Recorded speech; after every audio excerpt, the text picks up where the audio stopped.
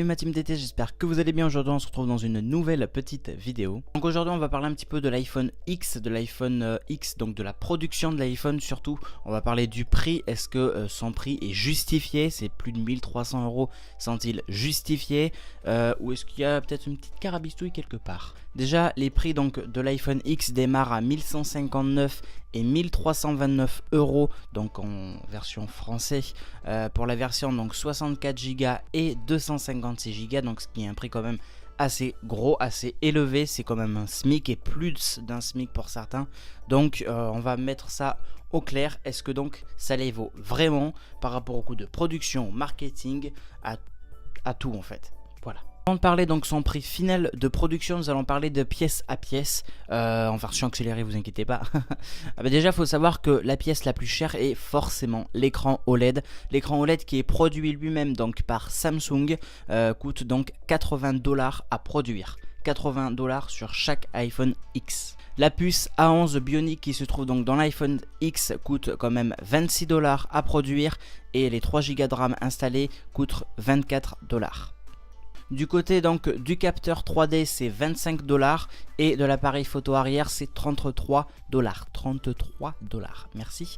Donc voilà, donc là on a un petit peu parlé de les pièces les plus importantes qui coûtent donc le plus cher de l'iPhone, sachant que c'est l'écran OLED produit par Samsung qui coûte le plus cher. Donc Samsung vont se faire à chaque iPhone 80 $ sur tous les iPhone X vendus, enfin surtout produits j'ai envie de dire. Mais c'est pas tout, faut compter tout ce qui va être marketing, faut payer l'électricité produite pour tout cela, faut payer les employés, il y a beaucoup de choses encore à prendre en compte. Mais après un calcul, attention, bien sûr, avant d'arriver à une telle somme, faut prendre en compte aussi tout le reste qui va être batterie, la surface en verre, en acier, faut prendre en compte aussi les antennes internes. Il y a plein d'autres choses à prendre en compte, mais je vais pas tout les lister, sinon la vidéo va durer 30 minutes, donc c'est pas la peine. Mais en tout cas, donc on arrive à un coût final de 412 $.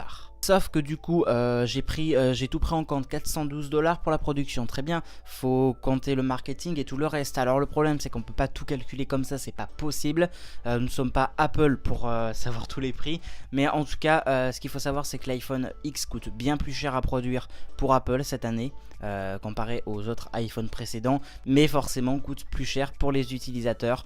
Donc la réponse serait oui et non. Il les vaut oui et non, parce que du coup il y a énormément de choses à prendre en compte. On a une estimation qui a circulé sur internet en disant 412 $, on peut rajouter bien jusqu'à 5 à 600 $, mais c'est plus vers les 500 $ quand même. Par contre on voit aussi que du coup Apple se prend une jolie marge sur l'iPhone X et que là c'est peut-être un petit peu abusé. Bien sûr l'iPhone X c'est les 10 ans d'Apple, bien sûr c'est une petite révolution quand même, c'est une révolution. Bien sûr il y a énormément de choses qui sont super, le 3D etc, le Face ID, tout ce que vous voulez, super. Sauf que quand même après tous ces calculs, Apple donc se prend quand même une jolie marge, et ce qui est peut-être un petit peu dommage, si je puis dire. Bon voilà, je voulais vous faire cette vidéo pour clarifier quelques petits trucs et vous en informer également. Donc voilà, l'iPhone X, oui il est cher.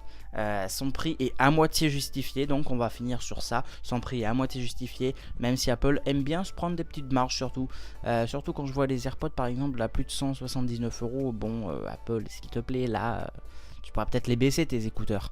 Bref, non mais voilà, tout ça pour vous dire du coup donc que son coût final est de 412 $, mais qu'on va estimer la chose à 500 $.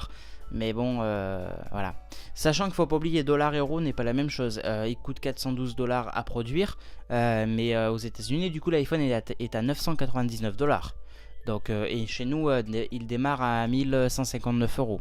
Donc, c'est pas la même chose entre le dollar et le euro. Bon, ben voilà, si cette vidéo vous a plu, n'oubliez pas de mettre le petit pouce bleu, n'oubliez pas de me donner votre avis dans les commentaires, n'oubliez pas donc de partager cette vidéo. Ce serait cool, ça m'aiderait, oui.